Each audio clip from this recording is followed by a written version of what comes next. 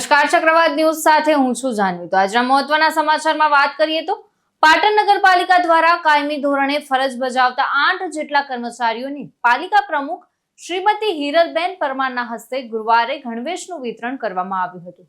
પાલિકા કચેરી ખાતે યોજાયેલા કાર્યક્રમમાં પ્રમુખ શ્રીમતી હિરલબેન પરમારે દરેક કર્મચારીને 2 જોડી ગણવેશ અર્પણ કર્યા હતા। તો આ પ્રસંગે તેમણે જણાવ્યું હતું કે કર્મચારીઓ પાલિકાની ઓળખ છે અને ગણવેશથી તેમની શિસ્ત અને એકરૂપતા જળવાઈ રહેશે। ગણવેશથી કર્મચારીઓને તેમની ફરજ પ્રત્યે વધુ ગૌરવની લાગણી થશે અને કામગીરીમાં વધુ નિષ્ઠાપૂર્વક યોગદાન આપી શકશે। તો ગણવેશ મળતા કર્મચારીઓએ પાલિકા પ્રમુખ અને તંત્રનો આભાર વ્યક્ત કર્યો હતો। તો આ પગલાથી કર્મચારીઓમાં આનંદ અને ઉત્સાહની લાગણી જોવા મળી હતી।